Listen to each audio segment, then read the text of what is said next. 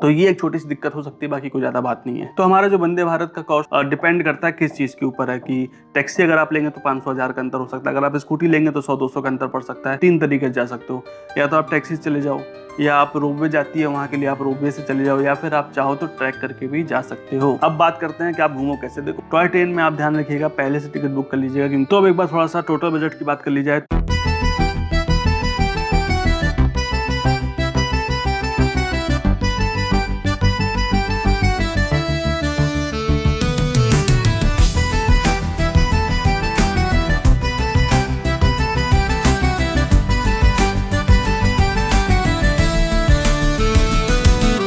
तो hello guys, welcome back to my YouTube channel. और आज हम लोग कुछ हट के बात करने वाले हैं, कुछ अलग वीडियो लेके आया हूँ मैं आज। क्योंकि आज हम लोग का कोई नॉर्मल ट्रैवल ब्लॉग या कोई डेली ब्लॉग वीडियो नहीं है, ये थोड़ा सा बजट के ऊपर होने वाला है। और आज मैं आपके साथ साझा करने वाला हूँ मेरा बजट, जो कि मैं ट्रैवल करके आया था हिमाचल। तो जो मैंने ट्रिप की थी और जो जो रूट मैंने अपनाए थे, जहाँ जहाँ से मैं जैसे गया था, उसमें मेरा क्या ट्रैवल कॉस्ट आई थी, और 2 लोगों के हिसाब से और सिंगल लोग के हिसाब से मैं आपको बताता हूँ। तो मैं लखनऊ से लेके चलता हूँ, और लेकिन अगर आप लोग चाहें तो आप लोग सीधे दिल्ली से जोड़ सकते हैं, क्योंकि मैं लखनऊ से पहले दिल्ली गया था। तो जो लखनऊ से दिल्ली तक का सफ़र है उसका कॉस्ट आप माइनस कर सकते हैं अपने बजट ट्रिप में या ट्रिप बजट में। बजट ट्रिप कह लो या ट्रिप बजट कह लो, नहीं, बजट ट्रिप और ट्रिप बजट दोनों में बहुत अंतर है।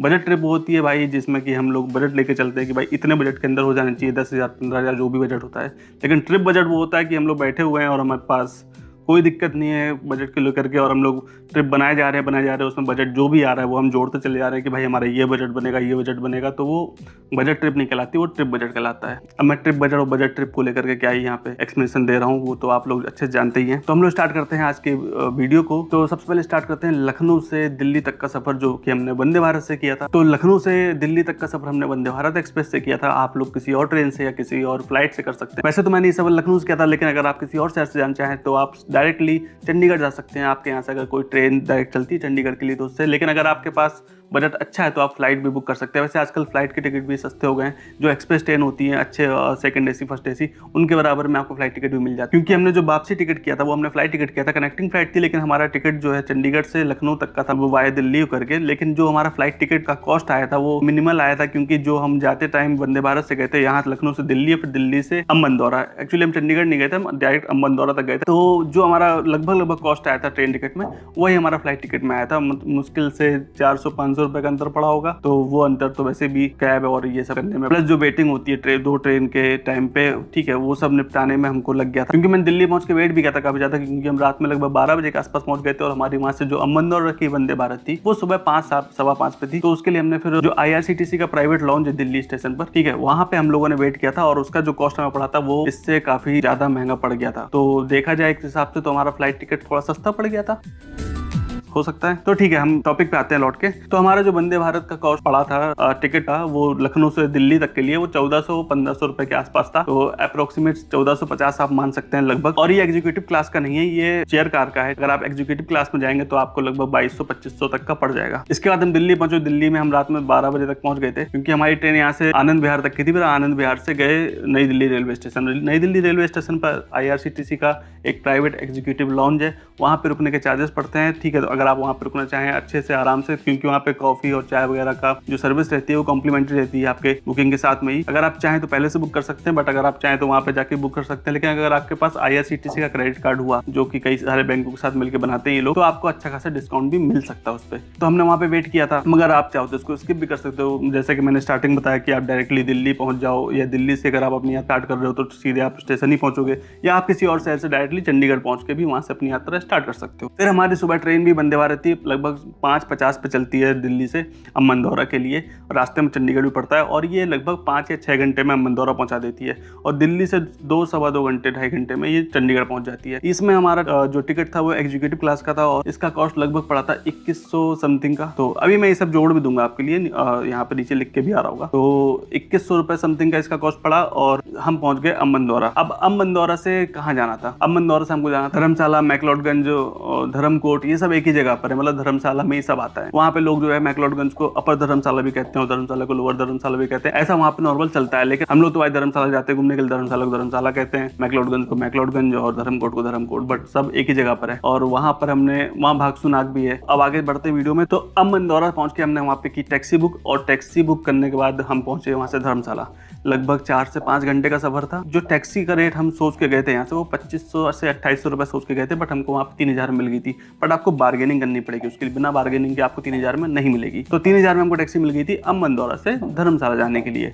ठीक है, हम लोग धर्मशाला पहुंचे, बट हमारा होटल था मैक्लोडगंज में, भागसुनाग के पास। ठीक है, तो आप याद रखिएगा कि हमारा जो होटल था वो धर्मशाला में नहीं था, हमारा होटल था मैक्लोडगंज में। और मैक्लोडगंज भी शुद्ध नहीं कह सकते क्योंकि हमारा एकदम एंड में था भागसुनाग के पास में, तो भागसुनाग भी कह सकते कि हमारा जो होटल था वो भागसुनाग में था। तो वही मैं जैसे कह रहा हूँ कि भाई सब एक ही जगह है, और एक ही जैसी नहीं है, एक ही जगह है बट एक ही जैसी नहीं है। धर्मकोट, धर्मशाला और मैक्लोडगंज तीनों आपस में बहुत अलग है, तो इनको एक ही जगह जैसा कह सकते हैं बट एक ही जैसी जगह नहीं कह सकते। तो अब बारी आती भाई, हम वहाँ पे पहुंच गए, तो हमारा स्टे कितने का हुआ। तो धर्मशाला यानी कि जो मैक्लोडगंज में हमने स्टे किया था वो 3 रात किया था, तो 3 रात का हमको पड़ा था अप्रोक्सीमेट 7500 रुपए, यानी कि 2500 रुपए पर नाइट के हिसाब से। ये हम एक हॉस्टल में प्राइवेट रूम लेके रुके थे। हॉस्टल के जो प्राइवेट रूम्स होते हैं वो थोड़े से कॉस्टली पड़ते हैं हमेशा, बट ये बहुत ज्यादा कॉस्टली नहीं था। और ये हॉस्टल था दी हॉस्टलर, आपने इसका नाम जरूर सुना होगा। इसके अलावा आप चाहो तो वहाँ पे कई सारे ऑप्शन हैं आपको रूम के मिल जाएंगे, जो कि इससे कम रेट में भी हो सकते हैं और इससे ज़्यादा प्रीमियम भी जा सकते हैं। फिर प्रीमियम में अगर आप जाना चाहो तो भाई प्रीमियम के लिए बहुत चीज़ें हैं, आप कितने में भी जा सकते हो। तो अब यहाँ पे धर्मशाला में घूमने के लिए क्या क्या है, देखिए धर्मशाला में घूमने के लिए बहुत कुछ है।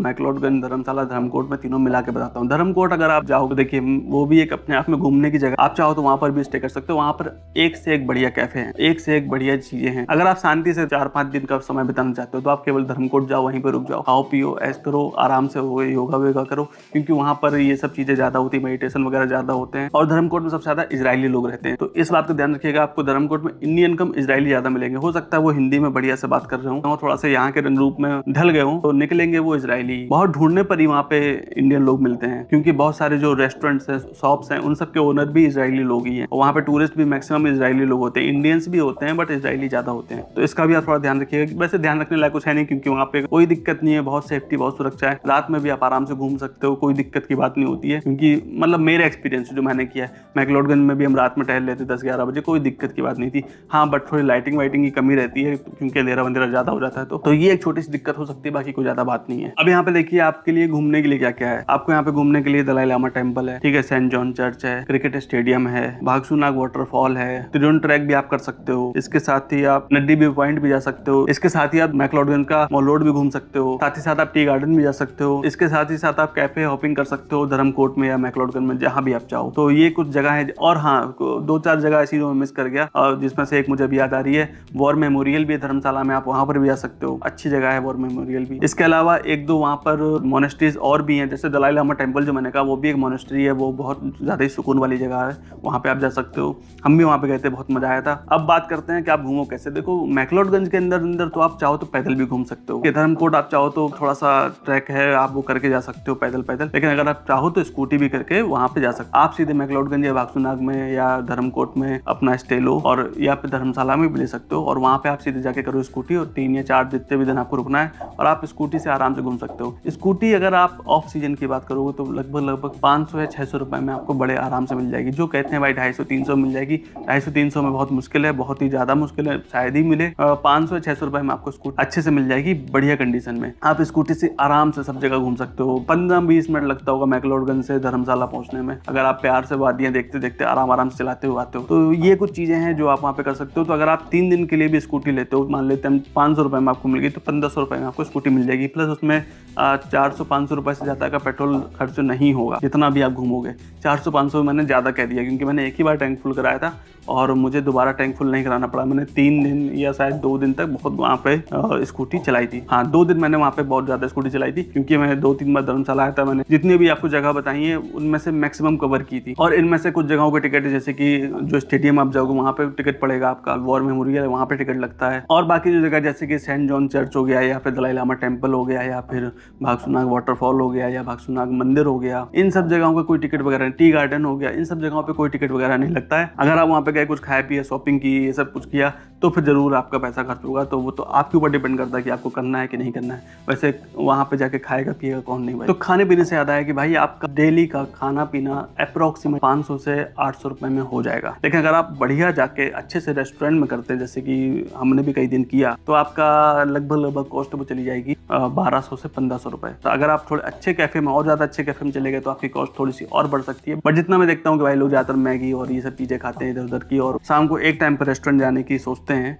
क्योंकि शाम के टाइम पे रेस्टोरेंट की अलग वाइब आती है, मज़ा आता है। तो आप हम मान के चलो लगभग 1200-1500 रुपए आप रेस्टोरेंट में या पूरे दिन खाने पीने पे आप खर्च कर सकते हैं। तो ये 2 या 3 दिन का आपका ये थोड़ा सा धर्मशाला मैक्लोडगंज वगैरह का टूर रहेगा। इसके बाद हम लोग आगे गए थे मनाली के लिए। तो आप चाहो तो यहाँ से सीधे मनाली जा सकते हो, या फिर आप अगर चाहो तो सीधे शिमला भी जा सकते हो। तो धर्मशाला से मनाली तक की जो टैक्सी हमको पड़ी थी वो लगभग पड़ी थी 6000 रुपए की। 6000 से 7000 रुपए के बीच में आपको टैक्सी मिल सकती है। लेकिन अगर आप सीजन में जाओगे तो हो सकता है वो टैक्सी आपको 8000 तक की भी मिले। तो इस बात का थोड़ा ध्यान रखिएगा, ऐसा भी हो सकता है। तो ये जो मैं आपको रेट्स बता रहा हूँ ये ऑफ सीजन के बता रहा हूँ। हो सकता है सीजन में 500-600 रुपए या 1000 रुपए का अंतर हो, और डिपेंड करता है किस चीज़ के ऊपर है। कि टैक्सी अगर आप लेंगे तो 500-1000 का अंतर हो सकता है, अगर आप स्कूटी लेंगे तो 100-200 का अंतर पड़ सकता है। बाकी खाने पीने में कुछ ऐसा महंगाई वगैरह को असर पड़ता नहीं है सीजन या ऑफ सीजन का, वो तो मैक्सिमम टाइम सेम रेट ही रहता है। तो मनाली में जो हमारा होटल था वो हमको वहाँ भी हम 3 रात रुके थे, और वहाँ पे हमें 3 रात का स्टे पड़ा था 7000 रुपए का। कह सकते हैं भाई कि यहाँ धर्मशाला से हमको यहाँ पे थोड़ा सस्ता पड़ गया। तो स्टे थोड़ा सा अगर आप अच्छा करेंगे तो थोड़ा सा महंगा पड़ता ही है। बट अगर मैं देख रहा हूँ 3 रात के हिसाब से 7000 रुपए, तो ये कुछ ज्यादा महंगा है नहीं। अगर आप सोलो ट्रेवलर हैं तो आप चाहो तो हॉस्टल में सिंगल बंक बेड लेकर भी रुक सकते हो, वो आपको और भी ज्यादा सस्ता पड़ेगा। 500 से 800 रुपए तक में आपको वो आराम से मिल जाएगा। अब मनाली में घूमने के लिए क्या क्या भाई, मनाली में घूमने के लिए बहुत कुछ है। मनाली के अंदर तो कुछ ही चीजें हैं, जैसे कि हिडिंबा देवी टेम्पल हो गया, ओल्ड मनाली हो गया, ओल्ड मनाली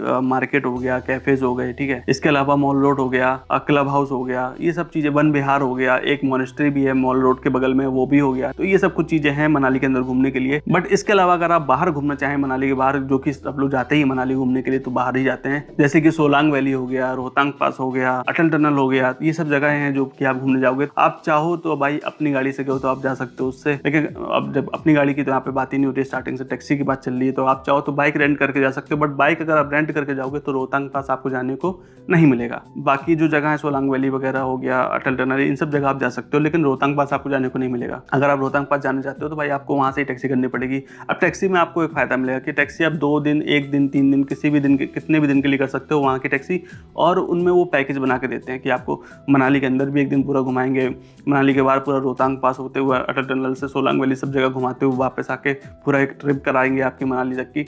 ऐसे करके वो 2-3 दिन के पास बनाते हैं। तो इसमें पैकेज में आपका लगभग 5000 से 7000 रुपए का ये पैकेज बनता है। डिपेंड करता है कि आप कैसा पैकेज बनवा रहे हो, कितने दिन का बनवा रहे हो, और कहाँ कहाँ आप जाना चाहते हो। ये रेट वो है जो आपको वहाँ पे अमूमन मिल जाएंगे, क्योंकि भाई यही रेट वहाँ पे चलते हैं। हो सकता है अगर आप सीजन में जाओ तो 1000-500 रुपए वहाँ पे ज्यादा मांग लें, लेकिन ये मैं सीजन के हिसाब से और ऑफ सीजन के हिसाब से दोनों का मिला के बता रहा हूँ ये वाला रेट, कि 7000-6000 रुपए लगभग पड़ते ही पड़ते हैं, ठीक है। तो इतना आप बजट उसका लेके जाइएगा अगर आप इन सब जगह घूमना चाहते हैं। बट अगर आप स्कूटी या बाइक करते हैं, आप अटल टनल और सोलांग वैली वगैरह ही जाना चाहते हैं, तो आपको 500 या 600 रुपए में वहाँ पर भी स्कूटी बड़े आराम से मिल जाएगी। लेकिन अगर आप बाइक लेना चाहते हैं तो वहाँ पे बाइक थोड़ा सा महंगी मिलती है, खास करके रॉयल एनफील्ड्स की बाइक वहाँ पे 1000-1200-1500 ऐसे मिलती हैं। तो इसका थोड़ा ध्यान रखिएगा। तो ये जो मैंने आपको बताया, देखिए इसके अलावा आप वहाँ पे घूम सकते हैं, काफ़ी चीज़ें आप वहाँ पे अच्छे से टाइम बिता सकते हैं। शाम के टाइम पे वहाँ पे मॉल रोड पे एक अलग ही मजा आता है, तो आप वो मजे ले सकते हैं, वहाँ पे बैठ के वहाँ की सुंदरता देख सकते हैं। वहाँ पे अलग अलग टाइप की आपको शॉपिंग करने को मिल जाएगी। देखिए अगर आप मॉल रोड पे शॉपिंग करना चाहते हैं, मनाली की मॉल रोड पे, आप मनाली की मॉल रोड पे शॉपिंग करिए, आप शिमला की मॉल रोड पे शॉपिंग करिए, आप मैक्लोडगंज की मॉल रोड पे शॉपिंग करिए, आप धर्मशाला में शॉपिंग करिए, आपको मैक्सिमम चीज़ों की जो रेट हैं वो लगभग सेम मिलेंगे। अगर आप मैक्लोडगंज में होते हैं और वहाँ पर आप शॉपिंग करने के लिए मॉल रोड नहीं बल्कि जो भागसुनाग मंदिर की साइड या जो भागसुनाग वाटरफॉल की ओर जो रास्ता जाता है मंदिर की तरफ से, वहाँ पे अगर आप शॉपिंग करते हैं, सोचते हैं भाई ये मॉल रोड से दूर मार्केट है और यहाँ पे थोड़ी सामान सस्ते मिल जाएंगे, बट ऐसा नहीं होता है। हो सकता है वहाँ पे आपको थोड़ा सा महंगा ही मिले या फिर हो सकता है मॉल रोड के बराबर ही रेट मिले, तो आप कहीं से भी शॉपिंग कर सकते हैं। और मेरा तो मानना ये है कि भाई आप जो ट्रिप एंड करेंगे ना, तो जब एंड में जिस जगह पे आप होंगे, या मनाली, शिमला या कहीं पर भी, या हो सकता है आप शिमला पहले जाए, मनाली फिर जाए, उसके बाद फिर लास्ट में धर्मकोट जाए, तो या धर्मशाला जाएं, तो फिर आप वहां पे जाके शॉपिंग करिए जो आपका लास्ट डेस्टिनेशन हो, क्योंकि आप स्टार्टिंग में शॉपिंग कर लेंगे, बीच में शॉपिंग कर लेंगे, उसके बाद सामान आपका बढ़ता चला जाएगा और आप लगेज फालतू में जो है लेके इधर उधर घूमेंगे। इससे बढ़िया आप लास्ट जगह पे जाके शॉपिंग करिए, क्योंकि मैक्सिमम चीजें सेम रहती हैं, मैक्सिमम चीजें आपको सेम ही मिलती हैं, सब जगह मिल जाती है। आपने सोचा कि नहीं मुझे यहाँ पे ये पसंद आ गया है, अब मैं इसको यहीं पे खरीद लेता हूँ या खरीद लेती हूँ क्योंकि आगे शायद ये ना मिले, बट ऐसा नहीं होता है। आपको सब जगह हर चीज मिल जाती है। वहाँ पे मैक्सिमम मार्केट एक जैसा ही आपको मिलेगा, कुछ चीजों को छोड़ करके। तो कुछ चीजों में मैक्सिमम क्या आता है, मैक्सिमम वो आते हैं सोविनियर्स, ठीक है। तो वो सोविनियर्स आप ले सकते हैं सब जगह से अपना अपना। कुछ लोग सोविनियर्स में भाई कपड़े भी मानते हैं कि कपड़ा यहाँ से मैंने ये वाला लिया था, वो आपकी फिर अपनी चॉइस है, वो आप अलग से कर सकते हैं। बाकी चीज़ों के मैक्सिमम रेट सेम रहते हैं, और अगर आप बार्गेनिंग कर लेते हैं अच्छी खासी तो आप काफ़ी ज़्यादा रेट कम करवा सकते हैं वहाँ पर। बाकी रोहतांग पास बहुत टाइम तक बंद रहता है, जैसे कि अभी सर्दियाँ आने वाली हैं, तो इस टाइम पे अभी कुछ टाइम बाद रोहतांग पास बंद कर दिया जाएगा, या मेरे ख्याल से अभी तक बंद हो भी गया होगा। तो डिपेंड करता है कि भाई आपके सीजन में जा रहे हो, उस सीजन के हिसाब से भी आपका बजट ऊपर नीचे हो सकता है। और हिमाचल या उत्तराखंड ऐसी जगह है जो आदमी एक बार में पूरा एक्सप्लोर कर ही नहीं पाता है, क्योंकि बहुत ही ज़्यादा वहाँ पे घूमने की जगह है और एक ही ट्रिप में आप सब कुछ एक्सप्लोर नहीं कर सकते हो। हाँ, अब आप गए ही हो कि भाई हम सब कुछ घूम के ही आएंगे, 1.5-2-2.5 महीने वहाँ पे आराम से रहेंगे, सब जगह जाएंगे, 2-2-3-3 दिन बिताएंगे, तो बात अलग है। और मेरे ख्याल से 2-2.5 महीने भी कम पड़ सकते हैं ऐसी सुंदर जगहों को घूमने में। तो अपना टाइम लीजिए, आराम से जाइए, सब जगह घूमिए और कई बार में ट्रिप पूरी कीजिए, ज्यादा मजा आएगा। ओल्ड मनाली में एक मंदिर भी है प्राचीन, मैं गया था वहाँ पे, मुझे अभी नाम नहीं याद आ रहा है, लेकिन मैं अभी यहाँ पे अपना क्लिप चला दूंगा तो आप नाम देख लीजिएगा। आप वहाँ पर भी जा सकते हो, आप वहाँ पे टैक्सी से भी जा सकते हो, ऑटो से भी जा सकते हो और वाया ट्रैक भी जा सकते हो। तो ट्रैकिंग वहाँ की थोड़ी सी खतरनाक है क्योंकि बहुत ज़्यादा ही स्टीप है, तो अगर आप चाहो तो भाई ऑटो से जा सकते हो, लेकिन आपको ट्रैकिंग में मज़ा आता है तो ट्रैक करो भाई, पहाड़ पे गए, ट्रैकिंग बढ़िया है, क्योंकि यहाँ के ट्रैकिंग आपको आने वाली जो अगली डेस्टिनेशन है हमारी वहाँ पे फ़ायदा देगी, क्योंकि अगली डेस्टिनेशन हमारी होने वाली है शिमला। लेकिन उसके पहले मैं बता दूं आपको, यहाँ पे आपको सिर्फ एक ही 2 जगहों को टिकट लगते हैं, जैसे कि क्लब हाउस हो गया, क्लब हाउस में टिकट लगता है। वैसे इन सब जगहों में जो भी मैंने टिकट वाली जगह बताई, जैसे कि धर्मशाला में जो स्टेडियम था या वॉर मेमोरियल था, उन सब का टिकट 30 रुपये पर पर्सन है।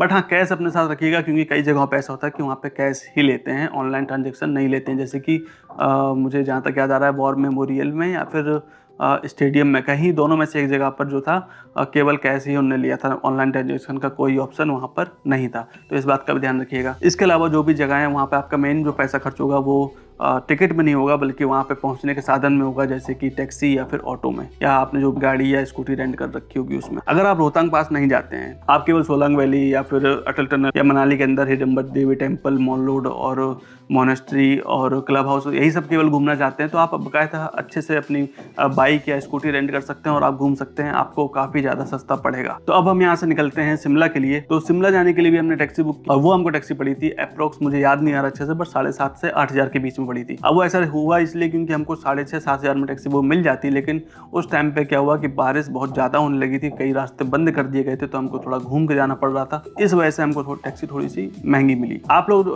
सोच रहे होंगे कि भाई मैं बताता चला जा रहा हूँ, लेकिन इसमें खाना पीना घूमना शॉपिंग ये सब तो ऐड ही नहीं, तो वो हम एंड में करेंगे। देखिए, फूड का मैंने आपको बता दिया, एवरेज आप जाएंगे तो भाई 1400 से 1500 रुपये पर डे का लगेगा आपका। लेकिन अगर आप अच्छे से रेस्टोरेंट वगैरह में जाते हैं और दिन में 2 या 3 बार रेस्टोरेंट वगैरह चले जाते हैं, तो फिर आपका थोड़ा सा बजट बढ़ सकता है।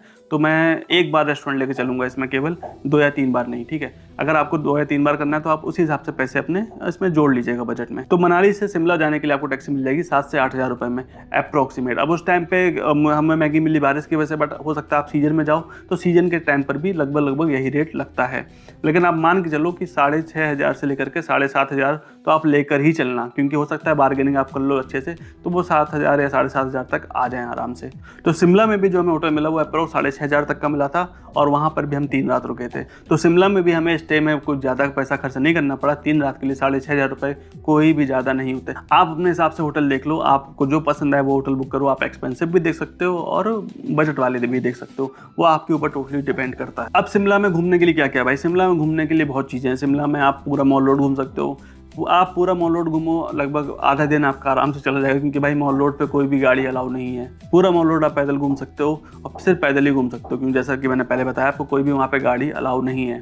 तो मॉल रोड आप घूमोगे, मॉल रोड पर ही आपको रिज मिल जाएगा, ठीक है। रिज घूमने की जगह है, जहाँ पे क्राइस्ट चर्च भी है, जो शिमला का बहुत फेमस चर्च है। तो आप क्राइस्ट चर्च घूम सकते हो, रिज घूम सकते हो। उसके अलावा पूरा मॉल रोड में आपको जहाँ जहाँ जाना है वहाँ जा सकते हो आराम से। वहाँ पे आप कैफ़े शॉपिंग कर सकते हो, खा पी सकते हो, शॉपिंग कर सकते हो, जो भी आपको करना है वो आप आराम से कर सकते हो, और पूरा दिन आप वहाँ पे आराम से बिता सकते हो अगर आप चाहो तो। लेकिन अगर आप चाहो तो आधे दिन भी वहाँ पे घूम लो उसके बाद आप वहाँ से निकल जाओ जाकू टेम्पल के लिए। जाकू टेम्पल भी आप 3 तरीके से जा सकते हो, या तो आप टैक्सी से चले जाओ, या आप रोपवे जाती है वहाँ के लिए आप रोपवे से चले जाओ, या फिर आप चाहो तो ट्रैक करके भी जा सकते हो। लेकिन ट्रैकिंग फिर वही बात मैं कर रहा हूँ कि भाई आप मॉल रोड पे ही इतना ट्रैक कर चुके हो, क्योंकि मॉल रोड भी जो है ना पूरा पहाड़ पर ही है, तो मॉल रोड भी पूरा ऐसे ऐसे स्टीप चढ़ाई ढलान ऐसे करके है। तो अगर आप वहाँ पे थके नहीं तब तो आप जागो टेम्पल आराम से ट्रैक करके जा सकते हो। लेकिन अगर आप वहाँ पे थक गए हो, या फिर आप मजबूत हो चुके हो भाई कि आप पहले से धर्मशाला वगैरह सब जगह मनाली वगैरह में ट्रैक करके आ चुके हो और आपको अब ट्रैकिंग से फर्क नहीं पड़ रहा है, तो आप जागो टेम्पल आराम से ट्रैक करके जा सकते हो। लेकिन अगर आप नहीं जा सकते तो आप आराम से रोपवे या फिर टैक्सी करके जा सकते हो। जो टैक्सी है वो नीचे से आपको जाकू टेम्पल पहुंचाने का अप्रोक्स 300 रुपए लेती है। लेकिन जो रोपवे है, तो रोपवे पे तो हम गए नहीं तो उसका रेट हमें पता नहीं है, बट मेरे ख्याल से जो मैंने सुना है 600-700 रुपए के आसपास कहीं है, ऊपर नीचे होगा, थोड़ा बहुत तो होगा, वरना इतना ही लगभग लगता है पर पर्सन बता रहा हूँ मैं। और टैक्सी में क्या कि 300 रुपए में आप 3 लोग 4 लोग आराम से जा सकते हो एक साइड से। तो इसके बाद आप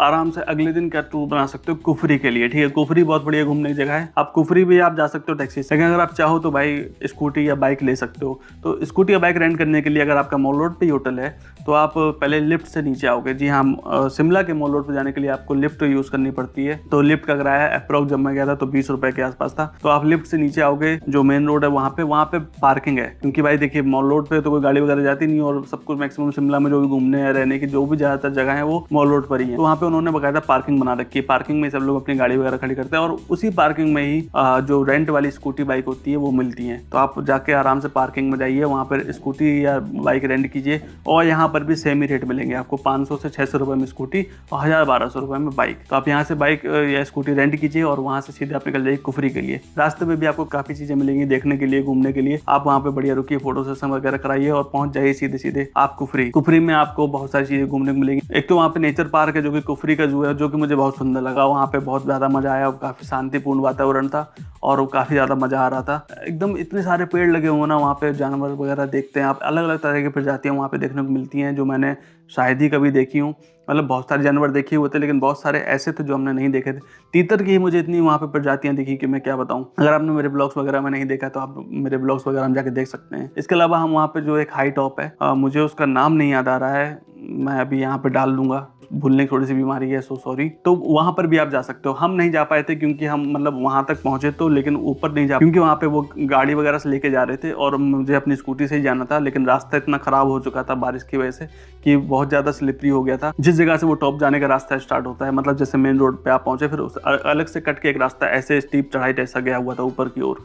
तो उस जगह पे पूरा मिट्टी मिट्टी थी, तो वो 4x4 की कार्स वगैरह से लेके जा रहे थे और उसका अपना मुंह मंगा किराया मांग रहे थे। तो मैंने कहा भाई रहने दो, हमें नहीं जाना। वैसे भी बारिश का मौसम हो रहा था, ऊपर जाते हुए कुछ दिखता नहीं क्योंकि बादल ही बादल छाए हुए थे, तो कोई मजा वगैरह आता नहीं, तो हमने उसको कैंसिल किया। लेकिन आप अगर मौसम में जा रहे हो, अच्छे से टाइम पे जा रहे हो, तो आप अपनी गाड़ी, स्कूटी, बाइक कुछ भी लेकर के आराम से वहाँ पे जा सकते हो और उस जगह का आनंद उठा सकते हो। अब वहाँ पे हम अंदर तो गए नहीं, ऊपर गए नहीं, तो हमको पता नहीं है वहाँ पे कि कोई टिकट वगैरह लगता है कि नहीं लगता, लेकिन आप आराम से वहाँ पे जा सकते हो।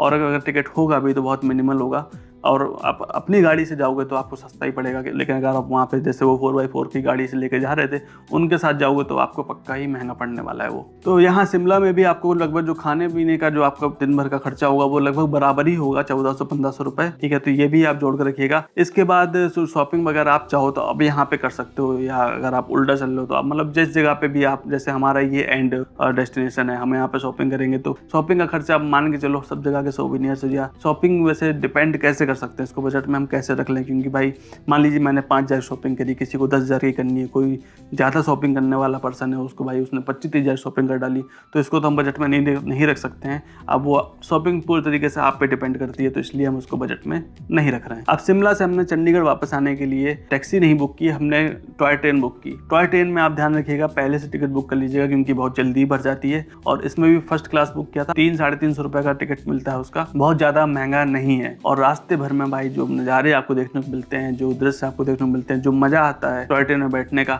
वो अपने आप में ही अद्भुत है। आप एक बार बैठ के देखिए, आपको बहुत ज़्यादा मजा आएगा। अगर आप बर्फ़ में जाते हैं तो बहुत ज़्यादा मजा आता है, बारिश में जाते हैं तब भी मजा आता है, लेकिन बारिश में थोड़ा खतरा भी रहता है क्योंकि कब लैंडस्लाइडिंग वगैरह हो जाए, कब क्या हो जाए कुछ पता नहीं। क्योंकि जब हम लोग गए थे उस टाइम पे भी लगभग 1 महीने के लिए टॉय ट्रेन बनती, क्योंकि रास्ते वाला एक पुल लैंडस्लाइडिंग की वजह से टूट गया था।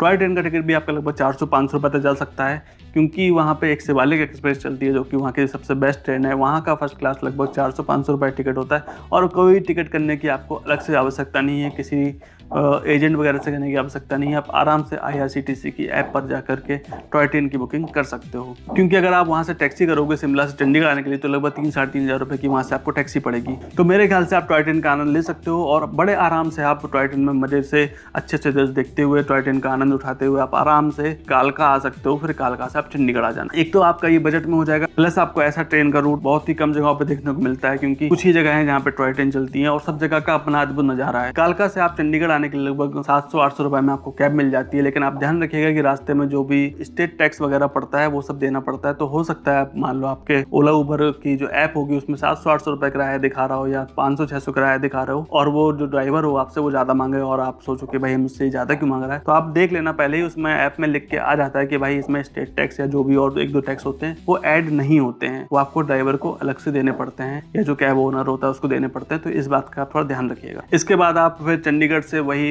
अपना फ्लाइट बुक कर सकते हैं या फिर अपना ट्रेन बुक कर सकते हैं दिल्ली या किसी और भी शहर के लिए जहाँ भी आप जाना चाहें। अब वो डिपेंड करता है कि भाई आपका क्या बजट है और आप फ्लाइट से जाना चाहते हैं या फिर ट्रेन से जाना चाहते हैं। हमारा जो फ्लाइट टिकट था वो लगभग 8,500 रुपए का था और वहाँ से हम चंडीगढ़ से लखनऊ आगे कनेक्टिंग फ्लाइट लेकर के, तो इस तरह से हमारा ये बजट है। तो अब एक बार थोड़ा सा टोटल बजट की बात कर ली जाए तो लगभग आपका 4,000 रुपये खर्च होगा ट्रेन में। तो जैसे कि मैंने बताया कि एक साइड से जो मैं गया वंदे भारत से ही, प्लस इसमें टॉय ट्रेन का भी ऐड है। आप चाहो तो इसको कम भी कर सकते हो किसी और ट्रेन से जाकर के जिसका टिकट थोड़ा सा कम का हो, या फिर किसी और डेस्टिनेशन को चूज करके जैसे कि सीधे चंडीगढ़, या हो सकता है ये आपके लिए थोड़ा महंगा पड़ जाए कि आप किसी और जगह से आ रहे हो जो कि यहाँ से थोड़ा और दूर पड़ता और चंडीगढ़ का किराया वहाँ से थोड़ा सा ज़्यादा पड़ता। इसके अलावा होटल आपको 20,000 तक के पड़ जाएंगे। बट फिर इसमें वही बात है कि भाई अगर आप सोलो ट्रैवलर हो तो हो सकता है कि आपको सस्ता पड़ जाए, किसी अच्छे हॉस्टल में आप बंक बेड ले लो और वहाँ पर आप लोग को लगभग 800 रुपये पर नाइट पड़ जाए अप्रोक्सीमेट। क्योंकि मैं चाहूँगा भाई कि इतना तो कम से कम ट्रैवल में आप रहने पर खर्चा करो, तो ऐसे करके आप इसका भी बजट कम कर सकते हो। और अगर आपके साथ ज़्यादा लोग हैं, 4-5-6 लोग हो आप लोग, तो ये बजट बढ़ भी सकता है क्योंकि फिर आप रूम लोगे या बंक बेड भी लोगे तब भी ये बजट ऊपर ही जाएगा आपका। तो डिपेंड करता है कि भाई आप कितने लोग जा रहे हो और कैसे आप जा रहे हो और कैसे वहाँ पे रहना आप प्रेफर करते हो, इस पर भी ये चीज़ें काफ़ी डिपेंड करती हैं। इसके अलावा अगर हम 10 दिन का ट्रैवल माने, ठीक है, लगभग तो 1500 के हिसाब से 15,000 रुपये आपका अप्रोक्सीमेट फूड पर खर्च होगा। क्योंकि फूड भाई आप रेस्टोरेंट वगैरह ट्राई तो करोगे ही ना, जब आप इतना बढ़िया जगह घूमने गए तो वहाँ के जो अच्छे फेमस रेस्टोरेंट है वहाँ पे जाके एक बार खाने को ट्राई करोगे ही, तो इतना खर्चा आपका रेस्टोरेंट वगैरह में फूड का होना तय है। अगर आप नहीं करते हो तो आप जाहिर सी बात है भाई यहाँ पर भी आप अपना बजट कम कर सकते हो। इसके अलावा टैक्सी में आपका अप्रोक्स 18,000 से 20,000 रुपये खर्चा होगा इस 10 दिन के अंदर। लेकिन इसमें मैंने वो जो रोहतांग पास वाली टैक्सी है वो ऐड नहीं की है क्योंकि वो डिपेंड करेगा कि आप रोहतांग पास जा रहे हो कि नहीं जा रहे हो। अगर आप रोहतांग पास जाते हो तो इस 18,000 से 20,000 में आप 6,000-7,000 रुपये और ऐड कर सकते हो। लेकिन ये सिर्फ डिपेंड करता है उन लोगों के लिए जो रोहतांग पास की ओर जाना चाहते हैं, तो इसलिए इसको मैं बजट में नहीं ऐड करूँगा। आप इसको अलग से अपने साथ ऐड कर सकते हो अगर आप ऐसा कुछ प्लानिंग कर रहे हो तो इसलिए मैं 18 से 20,000 रुपये टैक्सी का किराया रख रहा हूँ केवल लंबी दूरी जो तय की जा रही है उनके लिए, ना कि रोहतांग पास वाले प्लान के लिए। क्योंकि हो सकता है भाई कोई 6,000 की जगह पे 12,000 वाला प्लान लेना चाहे, वहाँ पे पैकेज लेना चाहे, ज़्यादा जगह कवर करना चाहे, तो वो डिपेंड करता है पर्सन बाय पर्सन, इसलिए इसको मैं इसमें ऐड नहीं कर रहा हूँ। बट इसकी जगह पे मैं स्कूटी ऐड कर रहा हूँ। तो स्कूटी आपका मैं 500 रुपये लेके चलता हूँ, तो 500 रुपये से लगभग आप 5 दिन के लिए भी अगर स्कूटी बुक करते हैं तो 2,500 रुपये खर्चा आएगा, प्लस 500 से 1,000 रुपये आपका पेट्रोल में खर्चा आएगा। तो अप्रोक्सीमेट आप 3,500 रुपये तक स्कूटी में खर्चा करने वाले हो। और लेकिन इस 3,500 रुपये में आपका सभी जगह कवर हो रही है, जहाँ भी आप रुक रहे हो वहाँ घूमने वाला सब कुछ कवर हो रहा है। हो सकता है आप 1 दिन इसमें बढ़ा दो, हो सकता है 1 दिन इसमें कम कर दो, तो बजट डिपेंड करेगा उसके ऊपर। अगर आप दिन बढ़ाते हो तो खर्चा थोड़ा बढ़ सकता है और अगर आप दिन थोड़े घटाते हो तो हो सकता है आपका खर्चा थोड़ा कम हो जाए। इसके बाद आपका आता है शॉपिंग। तो मैंने शॉपिंग के लिए यहाँ पे 5,000 रुपये जोड़े हैं। जैसा कि मैंने पहले बताया था भाई शॉपिंग में इसमें ऐड नहीं करूँगा, लेकिन फिर भी एक नॉर्मल लेके चलते हैं। मान लीजिए 5,000 रुपये के आपने सब जगह कम मिला करके शॉपिंग कर ली, क्योंकि आप बाहर गए हो भाई, थोड़ी बहुत तो शॉपिंग करोगे कि क्या पता वहाँ पे कुछ कपड़ा पसंद आ जाए या कुछ और अच्छा कुछ पसंद आ जाए, तो 5,000 रुपये आप आराम से अलग निकाल के रख सकते हो अपनी शॉपिंग के लिए। इसके अलावा मैंने 2,000 रुपये अलग से जोड़ा हुआ है क्योंकि भाई कोई जो मिसलेनियस खर्चे होते हैं, जैसे कि टिकट हो गया, पार्किंग हो गई और कुछ इधर उधर का खर्चा आ जाता है, तो उसके लिए 2000 रुपये मैंने अलग से रखा हुआ। तो ये 2000 रुपये आपका मिसलेनियस रहेगा। तो हो सकता है 2000 में से सिर्फ 500 ही खर्च हो, या हो सकता है ये आपका किसी और चीज़ में काम आ जाए। तो इसको आप अलग से जरूर ऐड करके रखिएगा अपने साथ में, क्योंकि ये आपका बहुत काम आएगा। प्लस अब इसमें 1000 रुपये और जोड़ देते हैं, क्योंकि लगभग इतना खर्चा हो ही जाता है कालका से चंडीगढ़ पहुंचने में। तो 1000 रुपये इसमें और जोड़ देते हैं कालका से चंडीगढ़ पहुंचने के लिए। अब चंडीगढ़ से डिपेंड करता है कि भाई आप ट्रेन से जा रहे हैं या फ्लाइट से जा रहे हैं। अगर आप फ्लाइट का टिकट भी देखते हैं तो 8000 से 10,000 रुपये तक का फ्लाइट टिकट है, बट इसमें बहुत ही ज़्यादा संभावनाएं कम है कि हमारे हिसाब से ही टिकट हो, या जो मैं अभी बता रहा हूँ आपको उसी हिसाब से रेट मिले। लेकिन अगर आप ट्रेन का देखें, जैसा कि मैं पहले बता चुका हूँ, तो ट्रेन से अप्रोक्स 2500 से 3000 रुपये का खर्चा आता है। तो 3000 रुपये लगभग मैं ट्रेन का ऐड कर देता हूँ, तो सब कुछ मिला करके आपका जो टोटल बजट आ रहा है वो 73,000 तक का आ रहा है। तो आप आराम से इसको 75,000 तक का कर सकते हो या 70,000 तक का कर सकते हो। तो आपका एक 10 दिन का आराम से टूर हो सकता है 70,000 से लेकर के 75,000 रुपये के बीच में, शिमला, मनाली, धर्मकोट, धर्मशाला, इन सब जगहों का। और इस 70,000 से 75,000 रुपये में आप सिंगल की जगह 2 लोग भी बड़े आराम से जा सकते हो। 2 लोग में भी ये बजट आपका बढ़ सकता है। और अगर आप ये 2 अलग अलग लोग हो तो आप इस बजट को हाफ में डिवाइड करके भी आराम से घूम के 10 दिन के लिए आ सकते हो। तो बस यही था आज की वीडियो में। और अगर आपको वीडियो अच्छी लगी हो तो लाइक किए बिना मत जाना, चैनल को सब्सक्राइब भी जरूर करना, क्योंकि मैं भी जल्दी और भी व्लॉग लाने वाला हूँ और भी इस तरह की ट्रैवल गाइड वीडियोज़ आने वाली हैं। ऐसे इसको गाइड तो नहीं बोलेंगे, बजट वीडियो बोलेंगे, तो ट्रैवल बजट वीडियो और भी आ सकती हैं, और हो सकता है आगे गाइड वीडियो भी आ जाए, क्योंकि जो हमारे ब्लॉग रहते हैं वो एक तरह से गाइड की तरह काम करते हैं। तो अगर आप चाहो तो मेरे बाकी वीडियो है, बाकी ब्लॉग भी देख सकते हो। और अगर आपको कोई यार दोस्त या कोई जानने वाला हिमाचल का टूर बनाने का प्लान कर रहा है तो आप उसके वाले वीडियो भेज सकते हो, बजट दिखाने के लिए या बताने के लिए, या आप खुद भी अपनी प्लानिंग कर सकते हो। अगर आपको और कोई मदद चाहिए हो तो आप प्लीज़ कमेंट सेक्शन में बता देना, तो मैं यहाँ पे आपकी पूरी मदद करने के लिए तैयार बैठा हुआ हूँ। और बाकी चैनल को सब्सक्राइब किए बिना बिल्कुल मत जाइएगा। और अगर आपको बहुत सारे वीडियोस अच्छे ब्लॉग देखने हैं या हिमाचल के ही ब्लॉग देखने हैं, तो मेरी जो लास्ट प्लेलिस्ट थी वो हिमाचल की थी, या फिर मैं अभी एंड स्क्रीन पे हिमाचल वीडियो की प्लेलिस्ट लगा भी दूंगा आपके लिए। आप चाहो तो पूरी प्लेलिस्ट देख भी सकते हो, या जिन जगहों के मैंने अभी नाम लिए हैं आप वहाँ के वीडियो देखना चाहो तो आप देख सकते हो बड़े आराम से मेरे चैनल पे। ठीक है, मिलता हूँ आपसे अगली वीडियो में, तब तक के लिए बाय।